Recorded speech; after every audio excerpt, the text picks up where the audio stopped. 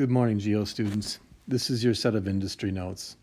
I apologize if this seems rushed, as it is the day we are doing the notes, and the original set I posted to YouTube did not have volume on it. So I am quickly trying to get that completed and posted before we start class in 25 minutes.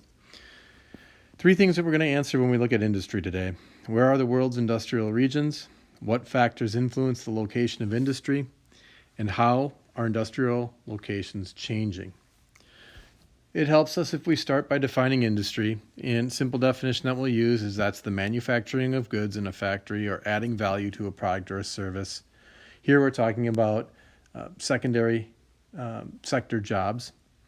Industries spreading from more developed countries to less developed countries. The process of more developed countries losing manufacturing jobs is known as deindustrialization. The United States, along with other more developed countries, are losing as much as a third of its manufacturing, or lost as much of a third of its manufacturing in the decade between 2000 and 2010. The graph that you see here is showing the percentage of jobs in the secondary sector, the manufacturing jobs, over the last 90 years. You can see it peaked during World War II in the mid-1940s and has steadily declined since. We've seen the largest amount of job losses in two regions, the Rust Belt region, due mainly to the migration of jobs to the south or the Sun Belt, but we've also seen the loss of manufacturing jobs even from the Sun Belt region to other parts of the world. The Rust Belt highlighted here for you along the Great Lakes. You can see that I have the arrow pointing towards the southeast. What's left behind? You see places are abandoned, homes are no longer kept up, lawns are not cared for in places in the Rust Belt. In terms of where industrialization began, it finds its roots in Europe.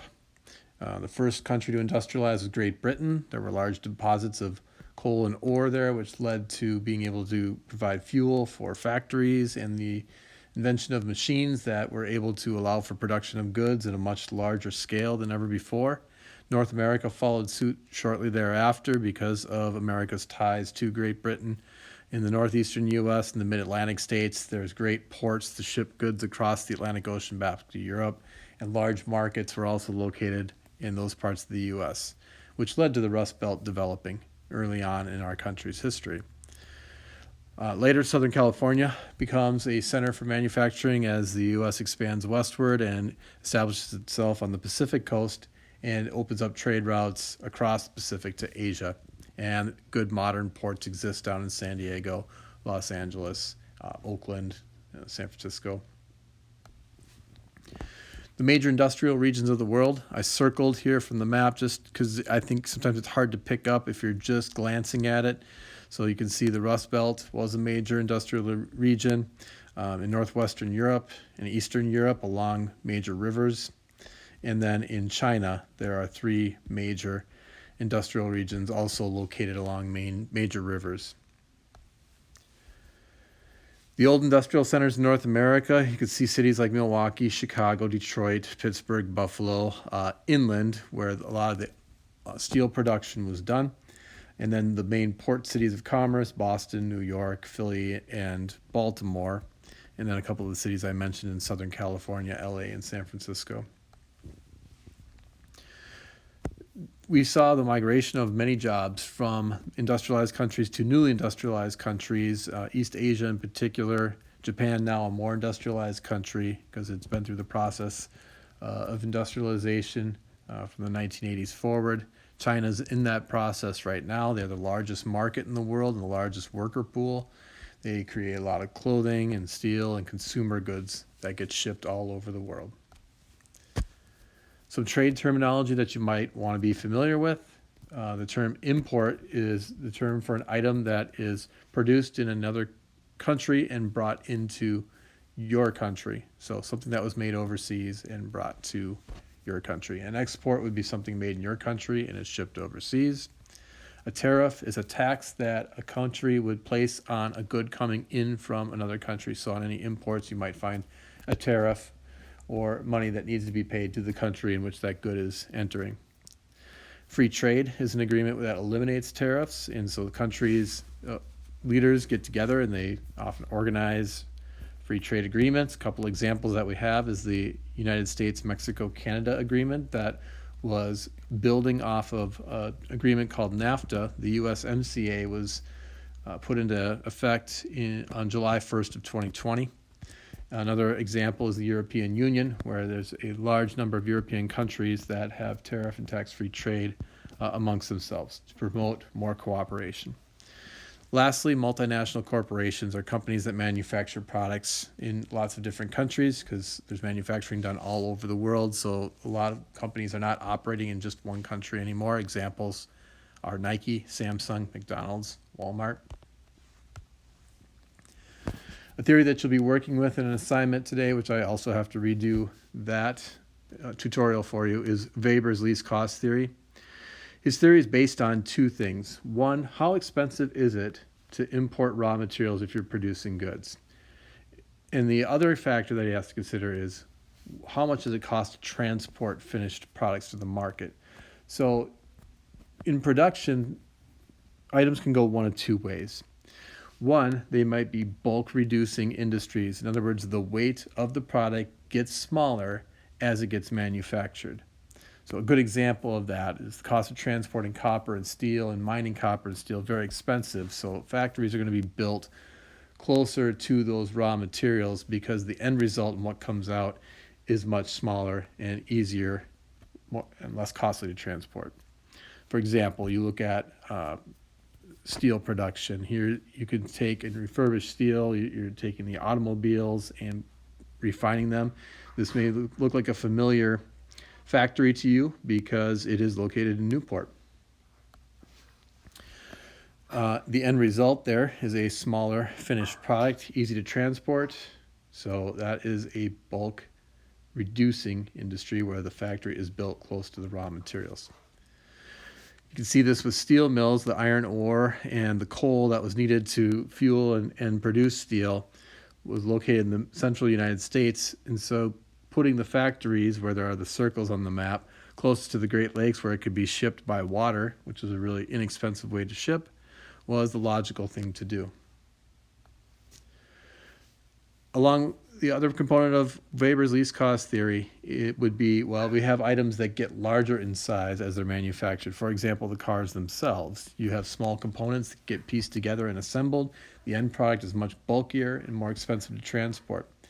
Also, there are other finished items that are more expensive to transport. For example, if they require refrigeration, like beverages, you're going to find that factories producing beverages that require refrigeration are going to be built closer to the markets or the places that they're sold, because the finished product or the output is more expensive to transport than the raw materials.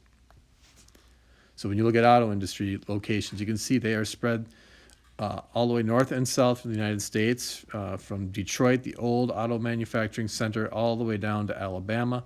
And it's not in the exact center of the country, but it's fairly centralized. So cars can be shipped both east and west out of these locations.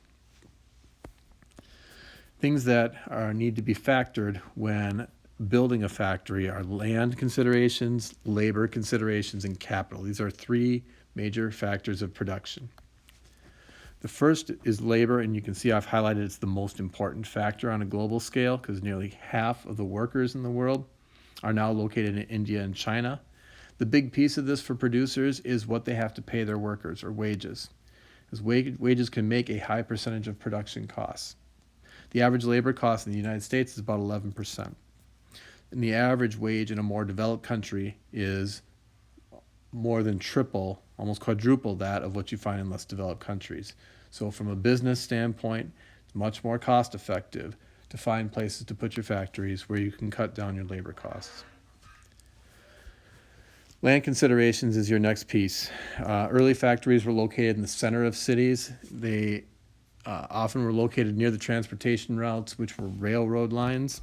And that's where the workers lived. And back when we were talking about the turn of the 1900s, people weren't driving into work. They were walking or taking public transportation. So oftentimes workers lived very close to their factories.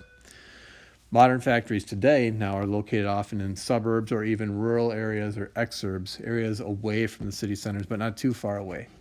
They have larger one-story buildings, which allows for more efficient production of goods. Land is typically cheaper out there, and we use highway transportation and semis to transport a lot of goods today compared to the olden days when railroads were largely used. Example, the St. Paul Casket Company, you see a 3-floor building where it wasn't as efficient for producing caskets. You'd produce part of it in one floor and then would have to work its way down to another floor. So that was one reason why we saw jobs, manufacturing jobs and manufacturing buildings moving away from the city center. And you see the old railroad line there. Modern factory in Tennessee, more spread out, one floor, located near major highways. The last consideration is capital consideration, and I like to specifically call it investment capital because we are talking about wealth in the form of currency or property. So a company may look for a place to locate where it has some stability, a good banking system so it knows it can get loans and the bank won't be taken over by a government or the bank won't falter. So less developed countries don't have as stable banking systems in some cases, so that is a reason why some factories wouldn't be built near the raw materials, even if it is a bulk reducing industry. Another way that businesses can be encouraged to build a factory in certain locations is through lower taxes or tax incentives. The example in South Dakota, the state encourages business to develop factories there and business there because it allows startup and new businesses 5 years to operate without having to pay state corporate taxes. So strong incentive to get started with business there. Not every state can do that.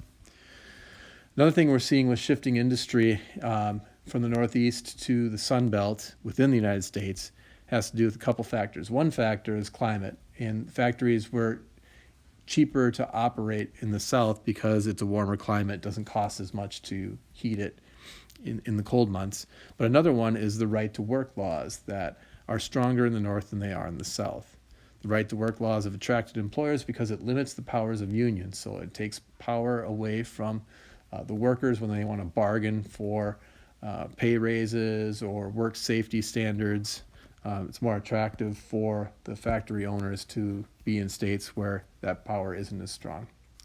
In Europe, they're seeing a shift from northwestern Europe to the south and the east because they are looking for skilled labor that will be willing to work at lower wages, and there's access to new markets there as well, as those Eastern European nations are becoming newly industrialized and in some cases even heading into the more developed country status.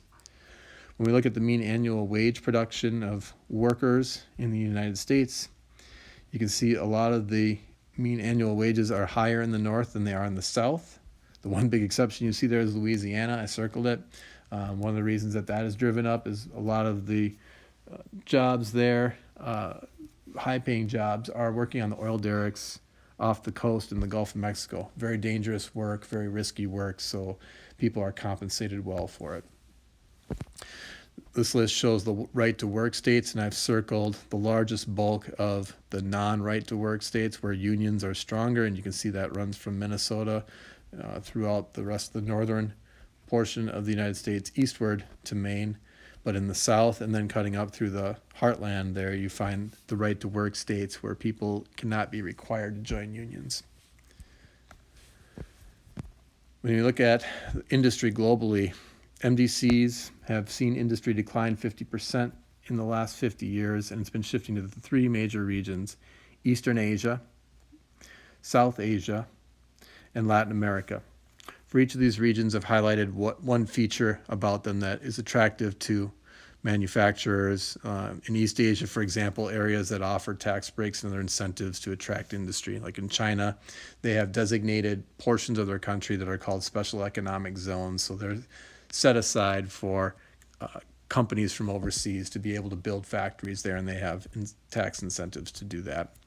In South Asia, the textiles and consumer goods are produced there because there's a large amount of workers that'll do it for cheap, and a lot of the raw materials are located in South Asia.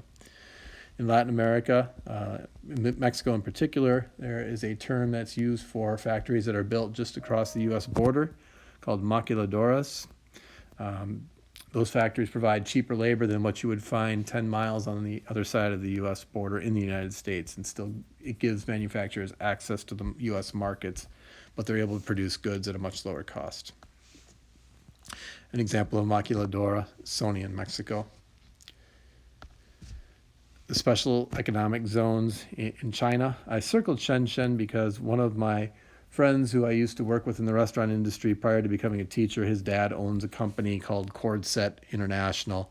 They create power cords, the type of cords that go into the back of your Samsung TVs, and they sell them to companies like Samsung or LG. So they produce the greatest amount of those cords in Shenzhen. They do have a manufacturing factory in Minneapolis. It's just north of Target Field. I've been able to tour there before, and what they produce at that factory are really high quality power cords that they sell to construction companies. These power cords handle a high amount of energy. They're very thick, and they're able to withstand extremely cold temperatures, extremely hot temperatures, and machines that weigh thousands of pounds rolling over the top of them. So there's not a lot of them that are being purchased, but they are very expensive, and more industrialized countries will buy those power cords. One reason that manufacturing jobs stay in more developed countries, just like I mentioned with those high-priced power cords, and the largest purchase of those cords would be in the United States. But low-skilled work ends up moving to less developed countries, while high-skilled factory job stays in MDCs because the workers in MDCs tend to have higher levels of education. This is called the new International Division of Labor. Another reason why more developed countries keep their factories is providing just-in-time delivery. When companies can take orders as customers are actually wanting their products and then creating them quickly, they can get them delivered in time rather than having to make tens of thousands of those items ahead of time and then hope that they can sell them off. That's called inventory. So they save on inventory and warehouse space when they offer just-in-time delivery. And it cuts down on transportation costs when you don't have to ship stuff from Asia to the United States or to wherever in the world it needs to go. This slide here is just showing in the textile industry, the amount of products that were made in the United States. Back in the 1990s, you see above 50% on all the items listed there, but by 2007, we're down below 30% for all those items because they are made somewhere else in the world. You have a note check to go with this presentation. Again, I apologize, it's a little rushed, but needed to get this done so you could do it today. So thanks for listening and good luck.